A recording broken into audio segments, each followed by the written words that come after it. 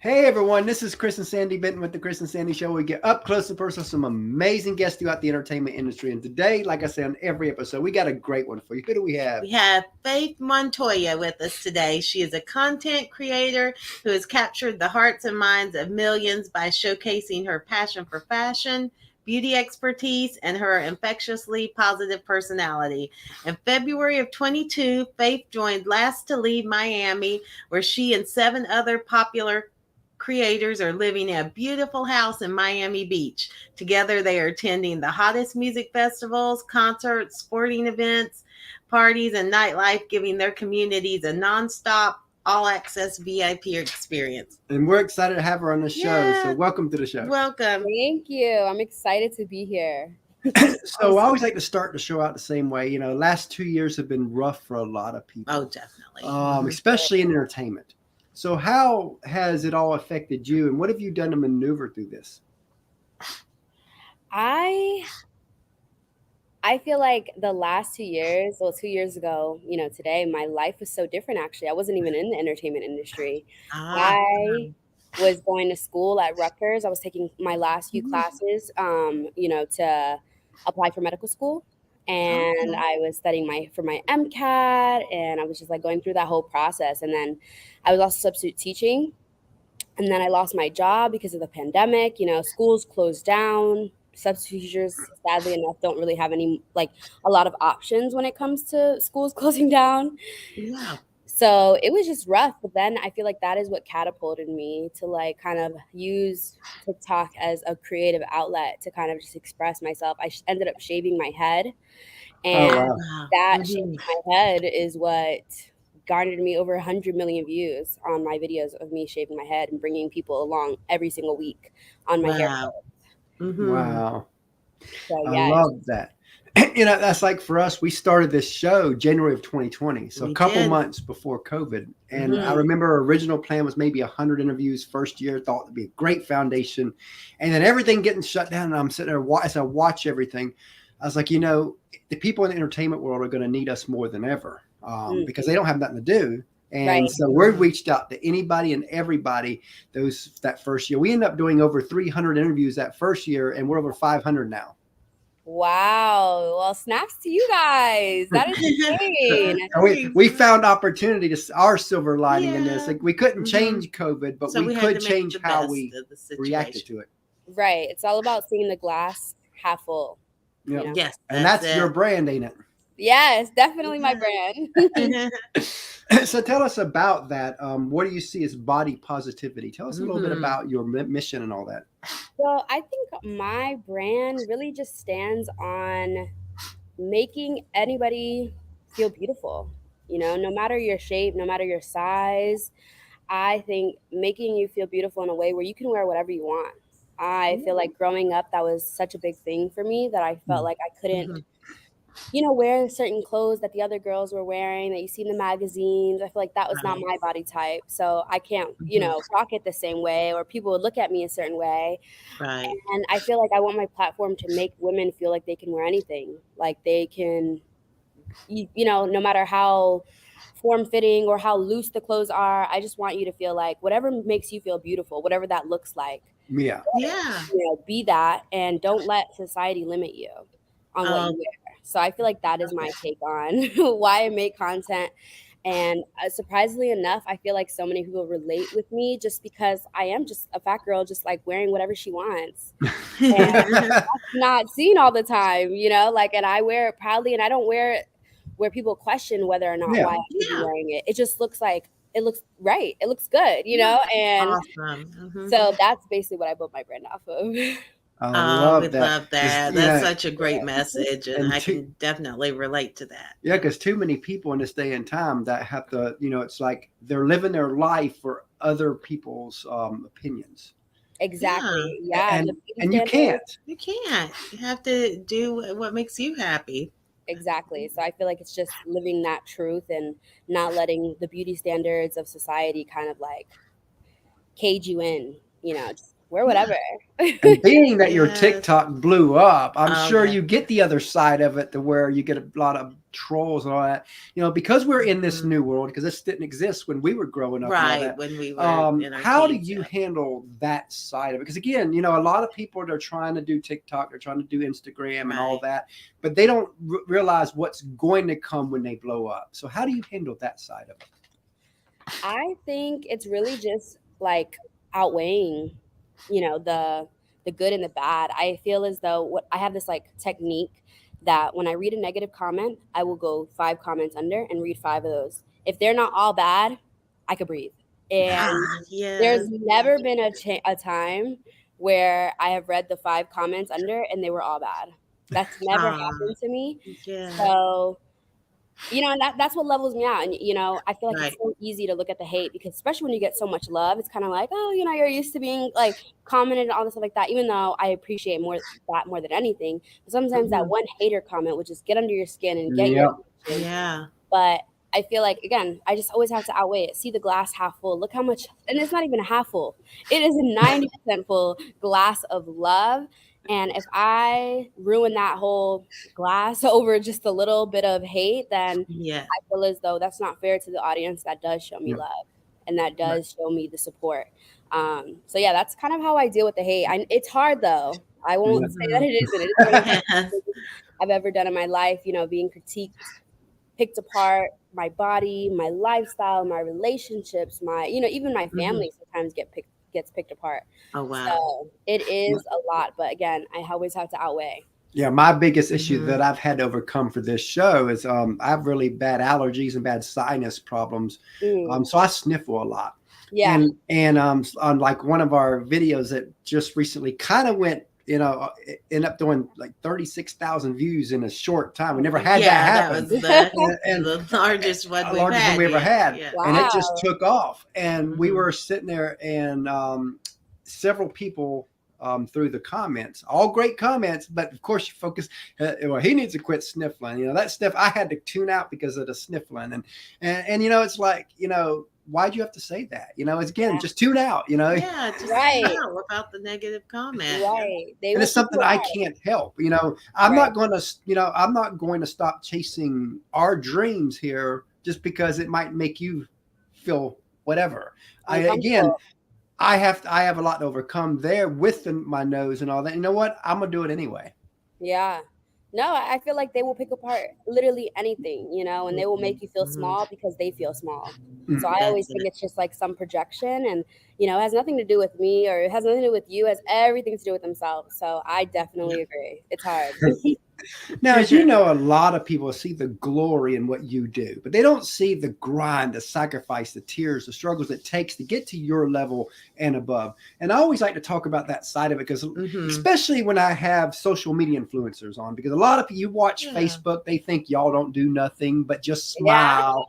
And we know different. We've had a lot of social media people on our show, so we know a little bit of the inside. So tell us a little bit about the sacrifices and struggles you've had to go through to get to where you are. I think some of the like struggles that I think people never really noticed or saw, that I was still a full-time teacher up until a few months ago, up until December of last year.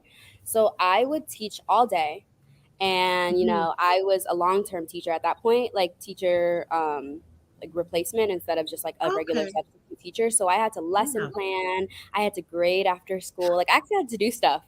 And I would come home around 3:30, probably take a 30-minute nap, and then I would create and be on live till like 1 o'clock in the morning. Wow. 1, 2, sometimes even 4 o'clock in the morning. And then I would have to get up again and be up by like 8 o'clock. Or no, I would have to be there by 8. I would be up by like 7.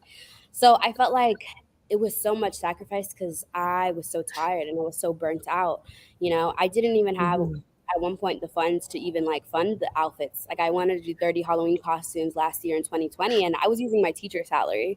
You know, like thankfully though, with that, me just kind of persevering through this year, I was sent all my costumes from different brands, you know. So you see that like perseverance that paid off, but no one really got to see that I was, you know, in my cousin's basement with a ring light that I saved up money for, or a camera that I put on layaway.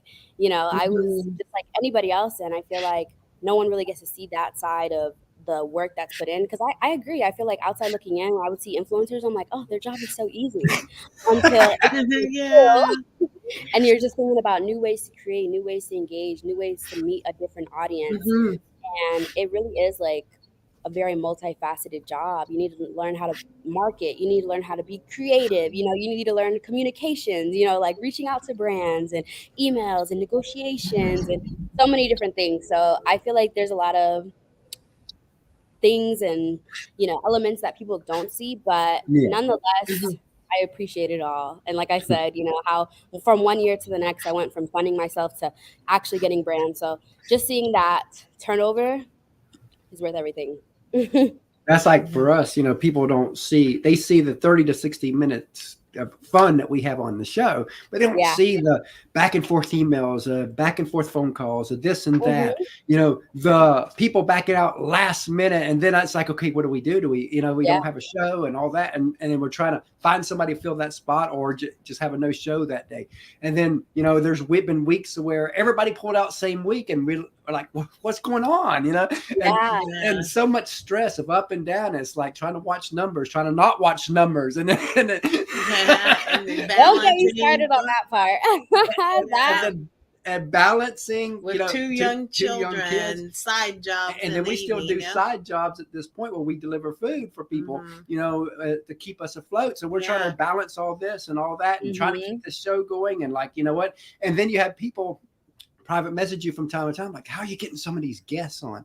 And it's like, we're just been consistent, PR companies, persistent and consistent. PR companies know that they can trust us, that we're not gonna be a gotcha and show, or that we're not going to say something stupid to our guests. They trust us, so they bring us people.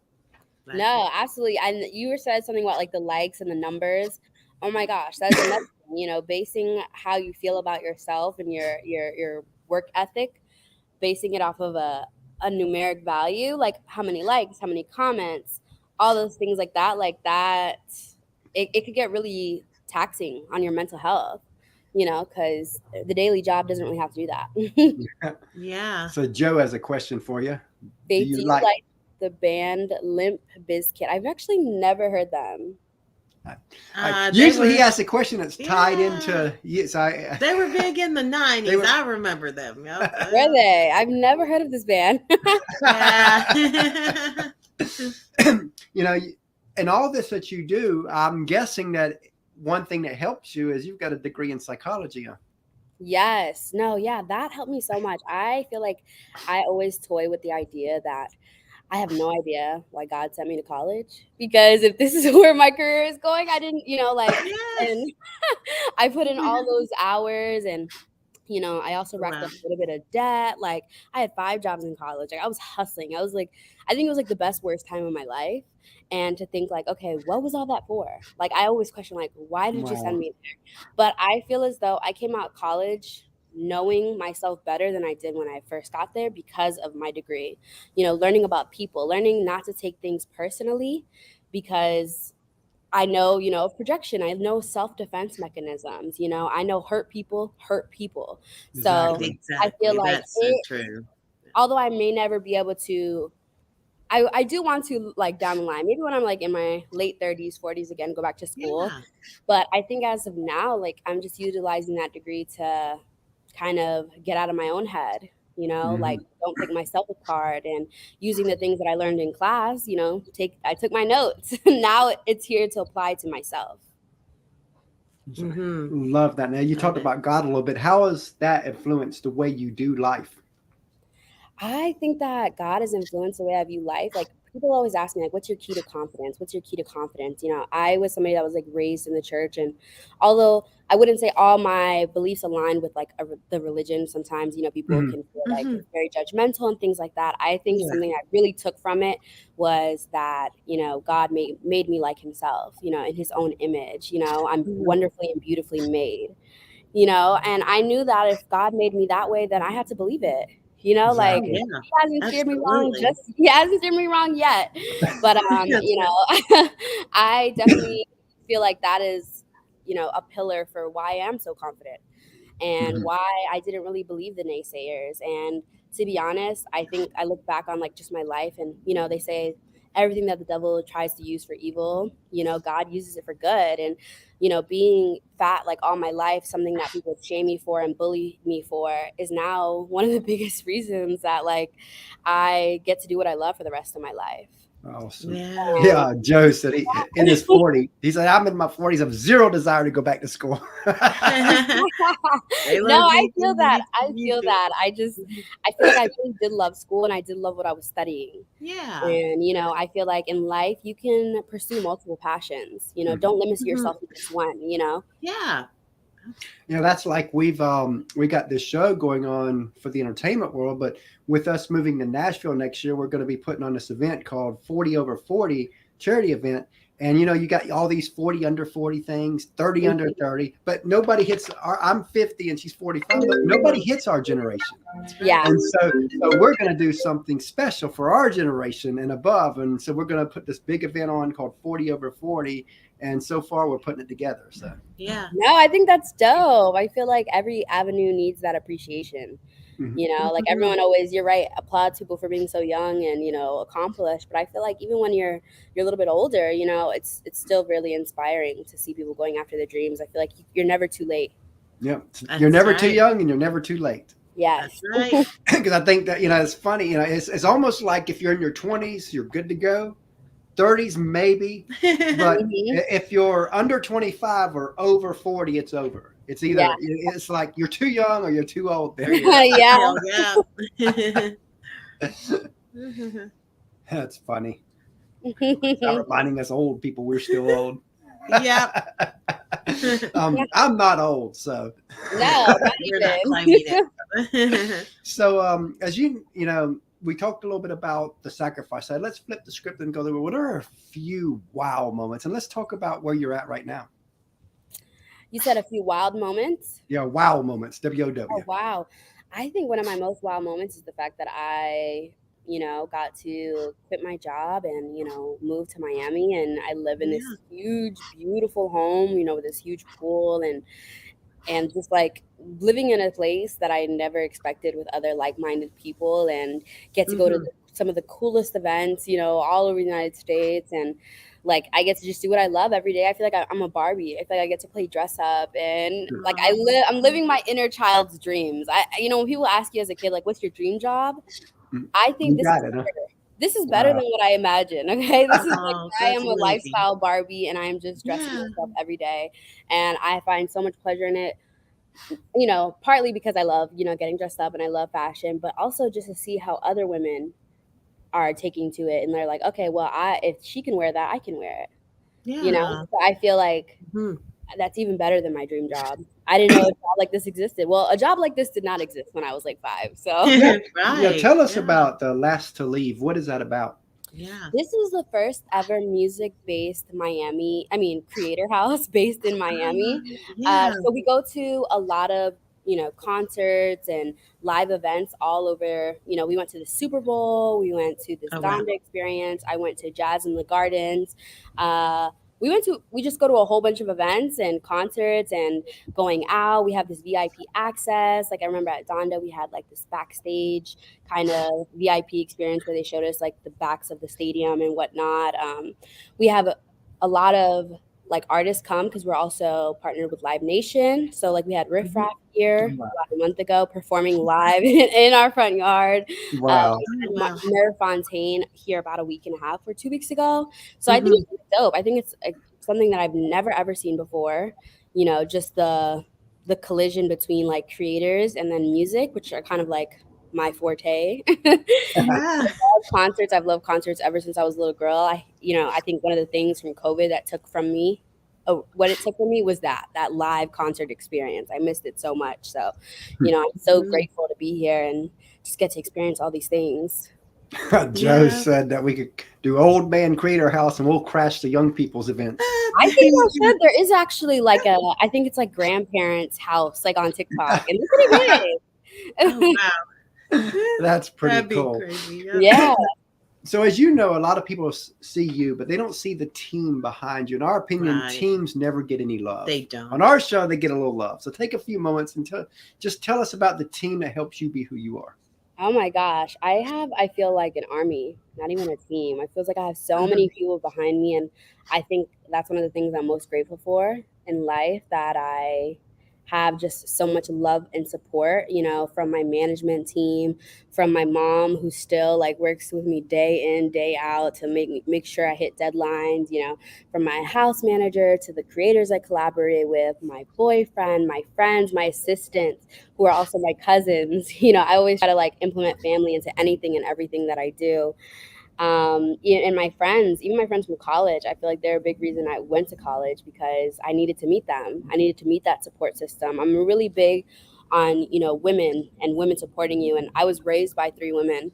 So having just a team of women to kind of like keep me level-headed, keep me supported. And I feel like I don't know where I'd be without any of those missing pieces. I don't think I would be where I'm at, so I'm just so thankful along the way. I've only accumulated more people to be a part of my team, but I would not be where I'm at. I would not be a well-oiled machine that you probably see on TikTok if it wasn't for the people behind me. Love that. Speaking of teams, we have a third co-host, our 10-year-old. We do, Christopher. We bring on to ask a couple of questions. So Sandy's going to go get him. And we've got a 3-year-old that when she gets older, she'll be plugged into the show too. Oh, that's nice. That's so cute. It's crazy though, being 50 and having a 10 and a 3-year-old. All my friends, have kids that are in college, and it's like we're just beginning. No, but that's fun. They'll keep you young. They'll keep you on your toes. Yep. So what's next for you while we wait for little Chris to come in? I feel like I want to branch into different avenues of entertainment. Like I love to write, maybe dabble in like more modeling. I've been doing some modeling, maybe some acting. I think I just kind of want to just be the representation that, a lot of women are looking for, like just different bodies. And I feel like I want to take up as much space as possible. So I feel like that's really what's the next for me. I still love creating, and I think I'm going to create for as long as I possibly can, as long as my supporters will, allow me and, still enjoy me. But yeah, I feel like what's next is it's the world of possibilities. I have a lot of things that I feel like are in the works, that are in my mind. And honestly, if you asked me like a year ago if I would be where I'm at today, I would be like, this is even better. So who knows? Hi. Hi, Phaith. So what's your favorite food? My favorite food is pizza. Yeah, you can't go wrong with pizza, right? Because what's yours? My favorite food's pizza. Oh, twins. Wait, what kind of pizza though? A pepperoni sausage and supreme and pineapple. You got 4 faves. Wow. Okay. See, I'm a simple woman. I like just cheese, plain cheese. That's it. All right, so what's your favorite TV show and movie? My favorite, I'll say my favorite movie is Eternal Sunshine of the Spotless Mind. I love that movie. But if I want like a movie to like a comfort movie, maybe The Devil Wears Prada. And then one of my favorite TV shows, because I just like love like reality TV, trash TV. Like, I don't know, it's just like my guilty pleasure. I would probably say like Keeping Up with the Kardashians. Because what's yours? My favorite TV show is SpongeBob, and my favorite movie is The Minions. Okay, I do love the Minions movies. The Despicable Me, their soundtrack. Yeah. Oh, yeah. Yep. And little Caitlin, we watched Despicable Me 2 all day long. Really? That's Minions too. Little Chris always asks, Minions 1 or 2? 2.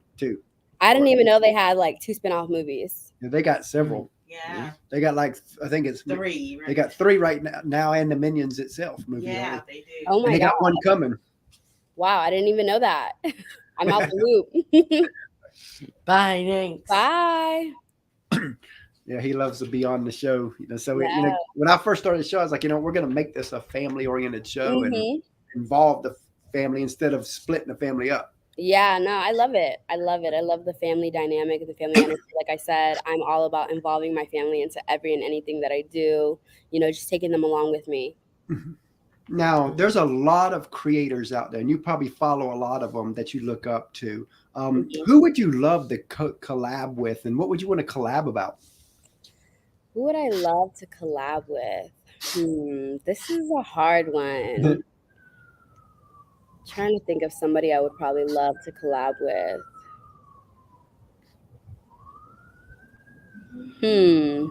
Wait, can you ask the question one more time, the last part? And what would you like to collab about with them? What would I like to collab about? I'm not really sure. I'm kind of stumped on this one.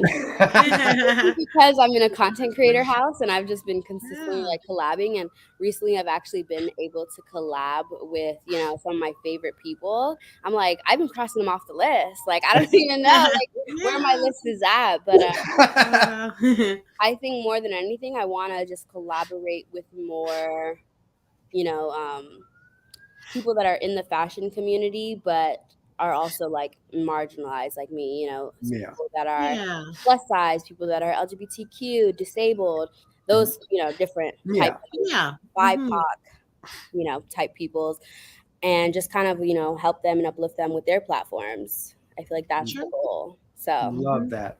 Definitely love that. So where do you want to be in 5 years? I think in 5 years, like I said before, my next steps, I hope that I've branched out into different avenues, you know, of entertainment. And I've given not only myself, you know, the representation that I've always looked for, but also brought up others with me, and given them the space. And I feel like ultimately, like my goal is to pass the baton on to a whole generation of girls that are growing up right now, that are, you know, girls like me that were told, no, we can't wear, or no, we can't be here, or no, we can't do this. I hope that I can pass that baton on to them so that they are just even creating more and, you know, taking up more space and, you know, finding seats at tables that, not even finding a seat at a table, making their own tables. There you go. I was about to add that, or make their own table. Yes, making their own tables. Because honestly, I feel like there's no seat good enough for us at those tables or ever going to be seen. So I want our own tables to be made. And I feel like that is where I see myself. I mean, Tyler Perry has done that. Yeah, no, Tyler Perry definitely is a great example. Look at his production studio in Atlanta. It's insane. Oh, that's amazing. So let's look 15 years down the road, and you're a success on a grand scale. Whatever that looks like for you, you've just made it big time. What do you hope you never forget? I hope I never forget, obviously, where I came from, you know, the things that my family had to sacrifice for me to even just be in the position that I'm in. And I hope I never forget that I'm very deserving of it. You know, I feel like sometimes we get in our own heads. I have this really bad case of imposter syndrome, where I feel as though I don't deserve to be in these spaces, or it shouldn't have been me. You know, I just got lucky, you know, and I feel like I want to make sure I keep reminding myself, no, you didn't get lucky. You worked for this, you know, and me keeping a genuine soul is what aligned me with these opportunities and these people. And I feel as though I just want to remind myself that consistently, because I think back to like who I was, you know, a few years ago. And if she were to see where I'm at now, she would be like, why are you tripping? You deserve this, you know, don't forget that. Like, what? You know, you put in so much work for this. You know, she would really pick my mind apart, because like I always say, like, I don't know if it should have been me, you know, like maybe God got it wrong. Picked the wrong so yeah, I definitely get exactly where you're coming from on imposter syndrome, because there's so many times where we have people on this show and I'm like, how is this even happening? You know, we're just two little ordinary people that's running a show from a little room. Yeah, grassroots show. and we got so many celebrities coming on, and I'm just sitting there like, sometimes, man, do I even deserve this? You know, I mean, I know I do, because we've worked our, again, 500. Yeah, we've done 500 interviews in 2 years, and so we've worked our tail off here. But sometimes you start feeling like, man, you know, do I deserve this? Right. And you're like, why me? Why, you know, why did we deserve it? Yeah, but you have worked hard. So, you know, it's just like giving yourself that pat on the back and that appreciation. Like, no, you did the work. Now you got to rejoice in it. Exactly. Yes, that's it. So what are some sources of inspiration for you? What inspires you? I feel like, surprisingly enough, like my followers, even though they say like I inspire them, I think it is equally yoked.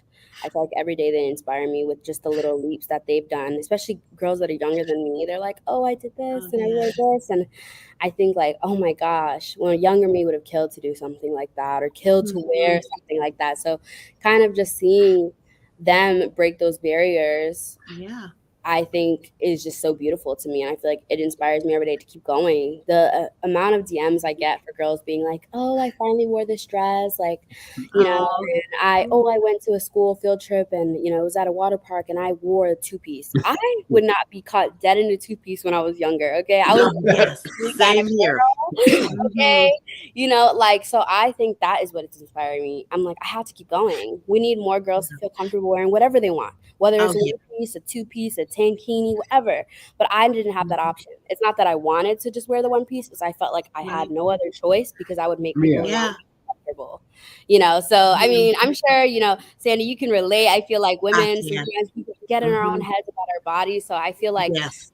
women that are even younger or older than me, you know, like that are Mhm. breaking these barriers is what inspires me every day. I'm like, I have to keep going. Love that. And what would you like for your legacy to be in content creation and entertainment? What would you like to be known and remembered for? I think I would like to be known and remembered for, you know, not having took the easy way out, you know, not any Mhm. gimmicks, not any, you know, like drama that got me to where I am, just like Yeah. pure hard work, connection.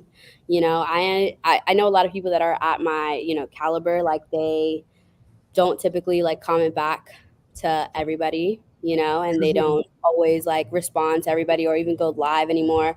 And I don't want to lose sight of that. I don't want to lose sight of the people that show me love and that are so sweet. So I feel like I want my legacy to be known like you can do it, and you can do it with a kind heart. You can do it without stepping on other people. You can do it while uplifting others, and you can love yourself without having to put others down.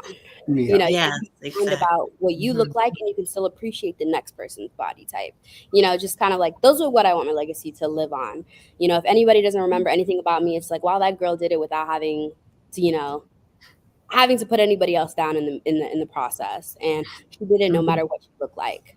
I feel like Oh, that's what that's great. people to remember.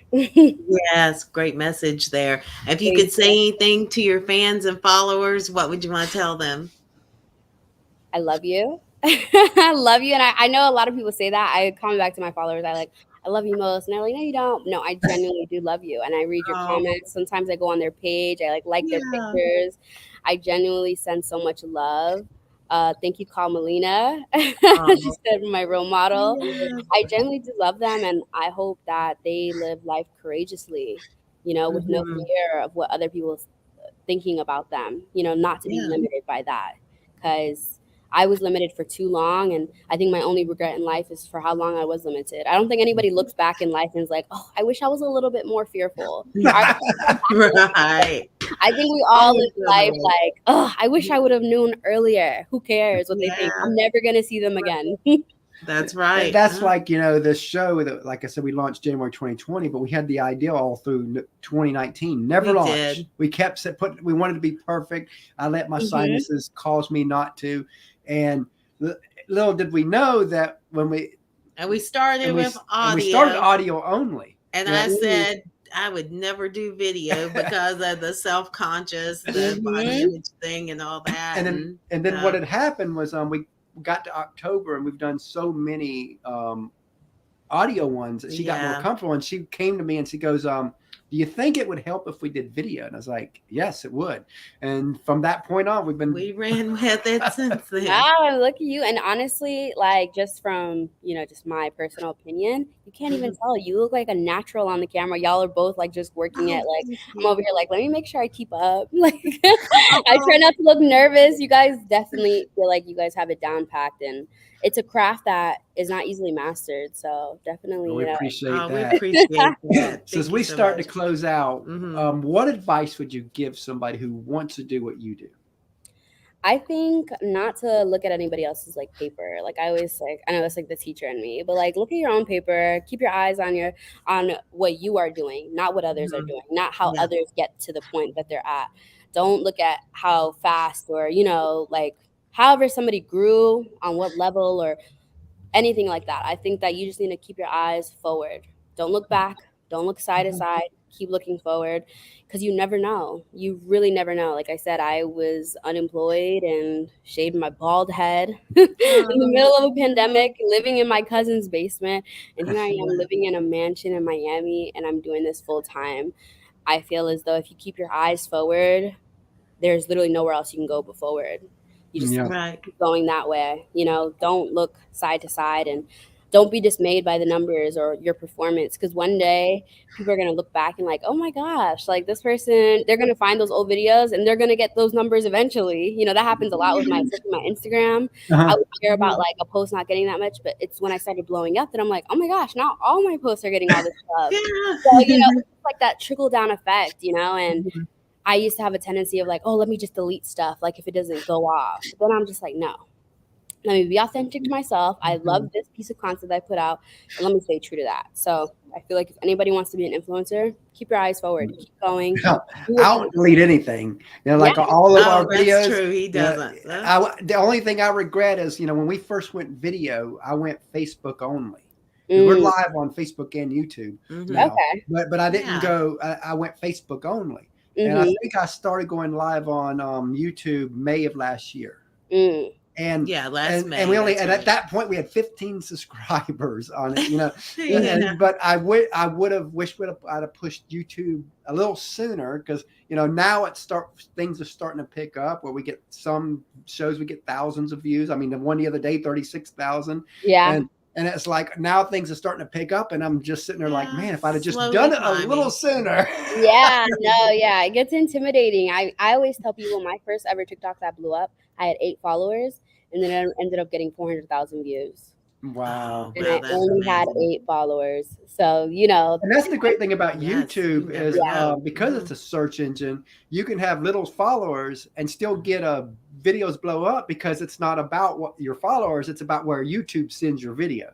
Right. Absolutely. I feel like that's the beauty of the internet these days. You never know where your audience is going to come from, who it might reach. So just post. Yeah. And keep posting. Keep posting. Keep posting. And be true to your posts. Be proud of it. Don't just post anything if you feel like the next person's posting about it. Yeah. And that reminds me, I remember when I first started the show, I reached out to a Nashville friend of mine and asked what advice he would give us on doing this, because he did a podcast years ago. And so he said, whatever you do, be and stay authentic. He says, you might tell every Bobby Bones joke, every Ty Bentley joke, because this grew up we were started as a country music interview show. So that's why he used those examples from there. And evolved now to an entertainment show. But he said, whatever you do, be and stay authentic, because you might grow a fan base not being authentic, but the day will come when authentic Chris comes out. And when that day comes, you're going to lose every bit of your fan base, because they never was attracted to the real you. So if the real you from day one, you may grow slower, but you'll grow with the right audience. Amen. No, yeah, definitely. I totally agree. I feel like I had to pivot, because I was like, oh, like you can grow a male following easily as like, just being a woman, just putting on clothes. And I was like, okay, but I want to attract I want my girls. Like I want girls here, I want, so I had to pivot, and like that comes true to being just authentic to yourself. Maybe I wouldn't have like grown faster, but I knew who I wanted my audience to be, exactly. And I knew the content that I had to create to get them there, because they would have loved the authentic me. It was going to take them more time to find me. So I definitely agree. I love that. And so tell everybody how they can find you. You guys can find me literally on all and every platform. Phaith Montoya, Phaith with a PHAITHMONTOYA. I'm on TikTok. I'm on Twitter. I'm on Instagram. I'm kind of slowly getting back to YouTube, Snapchat, everything, the whole 9. Yeah. We love that. We really enjoyed having you on the show today. We look forward to having you back down the road. We do. Yes, of course. No, thank you guys for having me. You guys were a delight. We appreciate that. Thank you so much. You were a great guest. We enjoyed this. You have a great day. Thank you too.